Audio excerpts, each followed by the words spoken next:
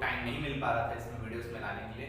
इसलिए जैसे आपको पता है कि सीबीएसई बोर्ड का भी एग्जाम चल रहा है 10th क्लास का, और नेक्स्ट एग्जाम जो आप लोगों का मैथमेटिक्स एग्जाम है, तो मैं चाहता हूँ कि जितने भी मेरे स्टूडेंट हैं, जो भी मेरे से कनेक्टेड है, वो स्टूडेंट्स के लिए कम से कम हेल्प हो जाए इस वीडियो के थ्रू। इस वीडियो में आपको ये बताना चाहता हूँ कि 2 चैप्टर्स को मैं आज कंप्लीट करूंगा, कवर करूंगा। फर्स्ट आप लोगों का क्वाड्रेटिक इक्वेशन है, दूसरा आपका एपी रहेगा। 2 चैप्टर के बेसिक फॉर्मूलेस को मैं कनेक्ट करूंगा, बेसिक फॉर्मूलेस को कनेक्ट करके आपको कंप्लीटली उसका ओवरव्यू देने की कोशिश करूंगा जितना मेरे से हो सकेगा। मैं यहाँ पे क्वेश्चंस तो मैं आपको नहीं करवा सकता, बट फिर भी आपको फॉर्मूलेस को थ्रू एक्सप्लेन कर सकता हूँ कि आपको कितना लिखना है एग्जाम में, आपको क्या लिखना है कि आप एग्जाम्स को आराम से पास कर सके। एटलीस्ट वो स्टूडेंट जो साल भर बिना पढ़े भी एटलीस्ट ये वीडियो को देखेंगे, डेफिनेटली उनको बहुत हेल्प होने वाला है, और कहीं ना कहीं वो पास जरूर हो जाएंगे इस वीडियोस को देख के।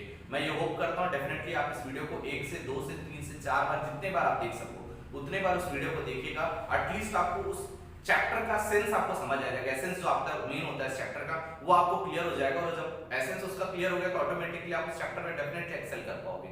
कोई भी क्वेश्चन उस चैप्टर से आते हैं तो डेफिनेटली आप उसके फॉर्मूले के इर्द गिर्द आप फॉर्मूले पुट करके एटलीस्ट जो भी उसमें एक्सप्लेनेशन देना है आप लोग एक्सप्लेनेशन दोगे, क्योंकि आप लोगों को पता है कि आप एमसीक्यू क्वेश्चंस नहीं आएंगे, आपके जो भी क्वेश्चंस है वो थ्योरेटिकल क्वेश्चंस रहेंगे। रिटन एग्जाम है अभी फिलहाल, तो रिटन एग्जाम्स के हिसाब से आपको पेपर में लिखना पड़ेगा।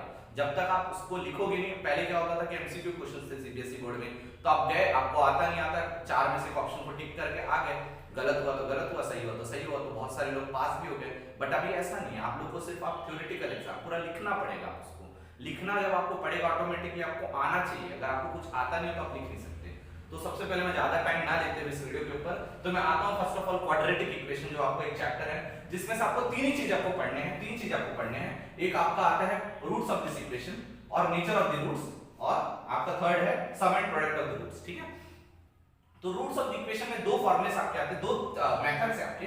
फर्स्ट मेथड आपका जो रूट्स ऑफ द इक्वेशन में फर्स्ट मेथड जो आप लोगों का मिडिल टर्म स्प्लिटिंग है, मिडिल टर्म स्प्लिटिंग। ठीक है, मिडिल टर्म स्प्लिटिंग बहुत लोगों ने पढ़ा होगा, मिडिल टर्म स्प्लिटिंग को कैसे स्प्लिट करते हैं। मान के चलो मैं एक ऐसा छोटा सा एग्जांपल क्वेश्चन ले रहा हूं, x² - 5x + 2, तो ये बीच वाले टर्म को = 0 एक क्वेश्चन है। बीच वाले टर्म को इस तरह से स्प्लिट करना है।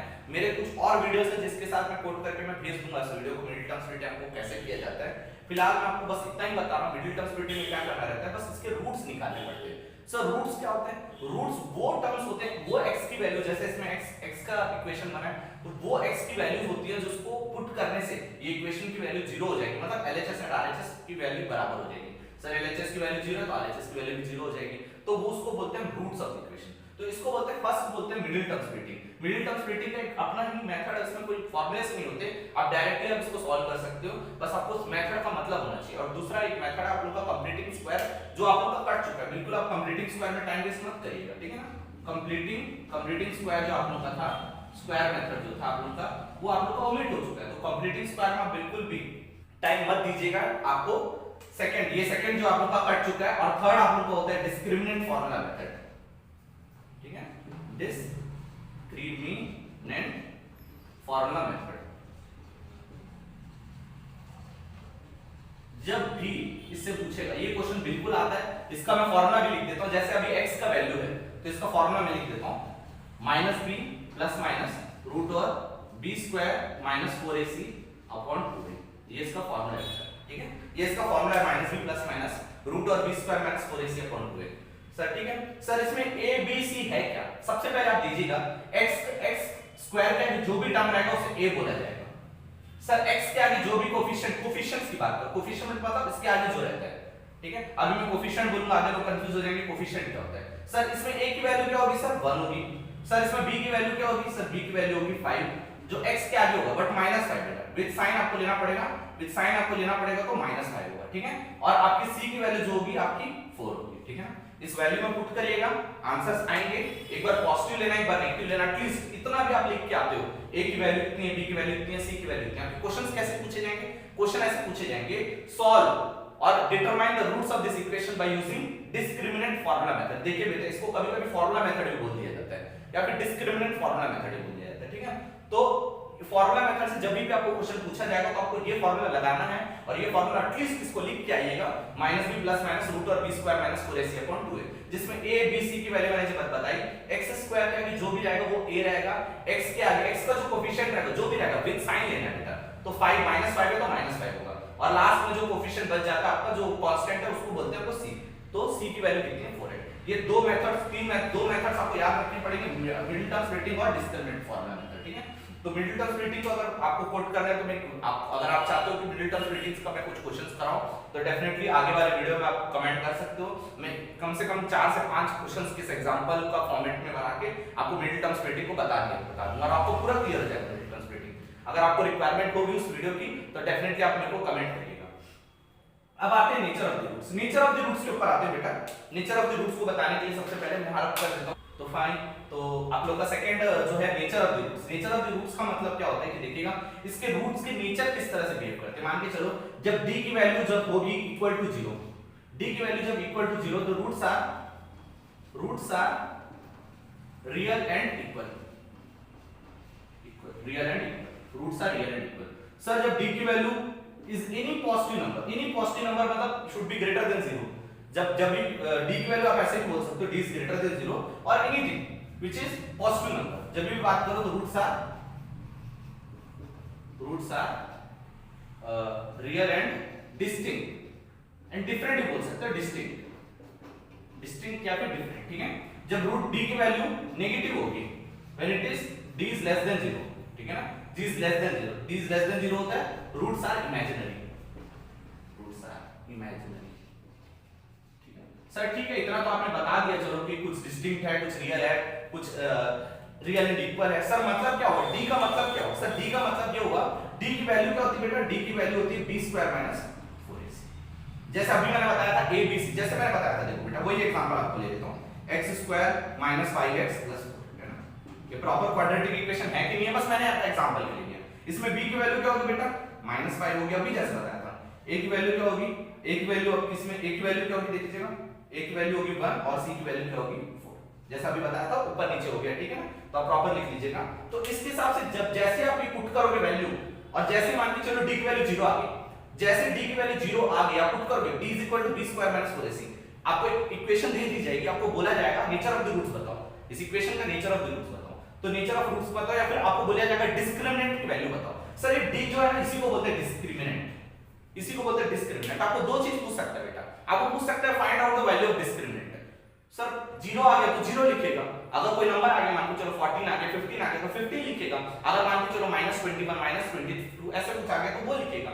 तो d की वैल्यू जो भी आ सकती है, वैल्यू कुछ भी आ सकती है, बट सर वैल्यू को हिसाब से देखना पड़ेगा। सर मान के चलो d की वैल्यू 0 आ गई तो roots are real and equal. जो रूट्स होंगे वो आपके जो रूट्स निकलेंगे x की वैल्यू जो निकलेगी वो रियल होंगे और इक्वल होंगे। सर d की वैल्यू जो पॉजिटिव होगी, d की वैल्यू जैसे ही पॉजिटिव नंबर आ जाए तो roots are real and distinct. Real तो होंगे बट डिस्टिंक्ट होंगे, अलग-अलग होंगे। सर क्योंकि प्लस और माइनस का दो फर्क पड़ता है, जब एक पॉजिटिव साइड लोगे तो नेगेटिव साइड भी लेना पड़ेगा। सर जब d की वैल्यू नेगेटिव आ गई, नेगेटिव मतलब मान के चलो बेटा आपने सॉल्व किया, d की वैल्यू आ गई -2 -5 -8 -10, तो d की वैल्यू नेगेटिव आ गई तो उसको बोला जाएगा roots are real and imaginary. तो उस रूट्स को क्या बोला जाएगा? Real and imaginary. Imaginary terms बेटा, रूट के अंदर कभी भी चीज माइनस आ जाएगा, d का मतलब वही हो रहा है ना बेटा, रूट के अंदर कभी मान के चलो -5 -6 आ जाए, कुछ भी आ गया, माइनस के टर्म्स आ गए। तो d की वैल्यू जैसे अपन पढ़ रहे थे -b + रूट और b² - 4ac, उसके टर्म्स के अंदर माइनस आ गया तो क्या हो गया? Roots are real and roots are imaginary. Fine, तो ये टॉपिक भी हम लोग का कंप्लीट होता है। Last topic sum and product of the roots पे आते हैं। तो लास्ट में आते हैं हम लोग sum and product of the roots, ठीक है। Sum and product of the roots वापस उसी इक्वेशन को ले लेता हूं, ठीक है ना। Sum and product of the roots -5x + 4। Sir आपका जो अब इसमें क्या पूछता है देखिएगा, sum and product of the roots है, अब इसमें पूछेगा सर क्वाड्रेटिक इक्वेशन में क्या सर ये 3 है, मैं ये बोल रहा हूं डेफिनेटली इन 3 में से बहुत अच्छे नंबर आएंगे। सर बाकी क्या क्वेश्चंस आ सकते हैं? स्टेटमेंट क्वेश्चंस आ सकते हैं बेटा, एजेस के क्वेश्चंस हैं।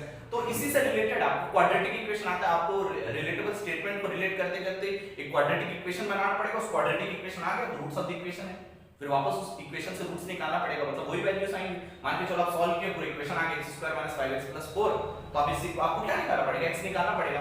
आपको रूट्स ऑफ द इक्वेशन या तो मिडिल टर्म स्प्लिटिंग लगा लो या तो डिस्क्रिमिनेंट फार्मूला मेथड से रूट्स निकाल लीजिएगा, तो आपका आंसर आ जाएगा, ठीक है। तो इसमें आते हैं बेटा, अब इस sum and product of the roots में बेटा ये जो है ना आपको बता रहा हूं बेटा, रूट्स क्या होते हैं? Roots of the equation are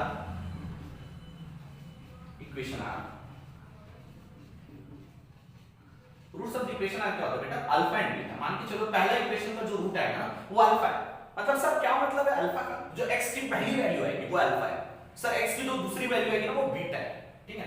चलो सर ठीक है, मान लेते हैं सर। अब इसको लिखा कैसे जाता है सर? इस अल्फा एंड बीटा के टर्म्स में क्वाड्रेटिक इक्वेशन को कैसे लिखा जाता है देखिएगा। X square minus alpha plus beta x plus alpha beta is equal to 0। ये इक्वेशन है, क्वाड्रेटिक इक्वेशन। इसको इस फॉर्मेट में लिखा जाता है, मतलब अंदर बीच में क्या हो रहा है बेटा, देखो सम ऑफ द रूट्स, और यहां पे क्या हो रहा है बेटा, देखो प्रोडक्ट ऑफ द रूट्स। हो रहा है कि नहीं, यहां पे हो रहा है सम ऑफ द रूट्स, यहां पे हो रहा है प्रोडक्ट ऑफ द रूट्स। तो ये सम ऑफ द रूट्स ही तो है ना बेटा, ये दोनों रूट्स हैं। मैंने बोला x की वैल्यू एक अल्फा होगी, x की वैल्यू एक बीटा होगी, तो रूट्स का सम हो रहा है, देखिएगा रूट्स का प्रोडक्ट हो रहा है, देखिएगा। कभी कभी आपको एग्जाम में दे दिया जाएगा, रूट्स दे दिया जाएगा और आपको बोला जाएगा, मान के चलो मैं बोल देता हूं सर अल्फा की वैल्यू 2 दे दी और बीटा की वैल्यू दे दी 3। सर बोलेगा क्वाड्रेटिक इक्वेशन बना के बताओ, तो कैसे करोगे sir, x square minus 2 plus 3 alpha plus beta 2 plus 3 5x और 2 3 जा कितना होगा बेटा 6 इज इक्वल टू 0। हो गया बेटा आपका equation x square minus 5x plus 6 बन गया आपको क्वाड्रेटिक इक्वेशन, ठीक है। अगर इन केस आपको सर और क्या आ सकता है, सर और आ सकता है sum of the roots and product of the roots. अभी मैं जो बात कर रहा था sum and product of the roots की बात कर रहा हूं, sum of zeros and product of zeros भी आपको पूछ सकता है, ठीक है। सम ऑफ जीरोस का फार्मूला क्या होता है sir, minus b by a, और प्रोडक्ट ऑफ जीरोस का फार्मूला क्या होता है बेटा, c बाई a। सर इसमें माइनस b बाई a और c बाई a का मतलब क्या होगा sir, minus b by a और c बाई a का मतलब क्या होगा sir, minus b by a और c बाई a का कुछ मतलब नहीं होता सर। जैसे आपने बताया था, जैसे मैंने बताया था, देखो x square minus 5x plus 6, चलो इस इक्वेशन को लेते हैं सर। इसमें a की वैल्यू क्या होगी बताओ, a की वैल्यू होगी 1 सर, b की वैल्यू होगी -5, c की वैल्यू होगी 6, ठीक है। अगर मैं सम ऑफ जीरोस की वैल्यू निकालने लगूं, सम ऑफ जीरोस की वैल्यू निकालने लगूं तो उसका फार्मूला क्या होता है, माइनस b बाई a। आपको कुछ नहीं करना, माइनस b बाई a मतलब सर माइनस b की वैल्यू कितनी, b की वैल्यू कितनी -5, उसके आगे और माइनस लगा दो क्योंकि minus b by a formula है। a की वैल्यू कितनी है सर, a की वैल्यू 1 है, पुट कर लो तो -5, तो सम ऑफ जीरोस की वैल्यू क्या होगी 5। सम ऑफ जीरोस की वैल्यू क्या होगी सर, प्रोडक्ट ऑफ जीरोस कैसे निकालेंगे, प्रोडक्ट ऑफ जीरोस देखिए बेटा c बाई c कितना है बेटा, c की वैल्यू क्या है बताओ बेटा 6, a की वैल्यू क्या है बताओ, a की वैल्यू 1 है, 6/1, ठीक है। ये आ गई 6/1, तो सम ऑफ जीरोस की value minus b by a और प्रोडक्ट ऑफ जीरोस की वैल्यू आपका c बाई a, ठीक है। तो आपको दो ये चीजें निकल गई हैं और इसमें से जितना मैं आपको बताया हूं इसमें से आपको डेफिनेटली क्वेश्चंस देखने मिलेंगे आपको। अगर आप चाहते हो तो सर एक ही चीज अगर मेरे रहन से छूटा है तो वो मिडिल टर्म स्प्लिटिंग है। अगर आप चाहते हो कि मैं मिडिल टर्म स्प्लिटिंग आपको बता दूं और आपको रूट्स निकालना बहुत अच्छे से आ जाए, एक बार आप मेरे वीडियोस को देखोगे, अगर आप चाहते हो, अगर कमेंट अगर करोगे, लाइक वगैरह करोगे तो डेफिनेटली मैं आपको प्रोवाइड करूंगा मिडिल टर्म स्प्लिटिंग का वीडियो जो है वो बहुत बेहतरीन वीडियो रहेगा। उस तरह का वीडियो आपने कहीं नहीं देखा होगा, मैं इस चीज का गारंटी ले सकता हूं। तो होप सो आज का क्लास आपको अच्छा लगा होगा। डेफिनेटली मैं आज एक ही चैप्टर के ऊपर बना रहा हूं, इसके आगे और चैप्टर्स के ऊपर मैं बनाऊंगा। अगर आपका कमेंट आएगा मेरे ऊपर तो मैं इसका कल एपी का बनाऊंगा आपको, और उसके बाद सरफेस एरिया वॉल्यूम का बनाऊंगा, आपका सर्कल के ऊपर भी बनाऊंगा। मैं बहुत सारे चैप्टर्स का प्रिपेयर करके रखा हूं मैंने, क्वेश्चंस को किस तरह से आपको हैंडल करना है, बताना है, किस तरह से आपको एग्जाम में प्रेजेंट करना है। सबसे पहले मेन चीज ये बेटा आप लोगों को कि आप लोगों को एग्जाम में कैसे प्रेजेंट करना है, ये चीज आपको बताना चाहता हूं। तो होप सो आपको वीडियो अगर अच्छा लगा तो डेफिनेटली लाइक करिएगा, अपने दोस्तों के साथ शेयर करिएगा, डेफिनेटली इस वीडियो को लाइक करिएगा। Thank you so much for listening.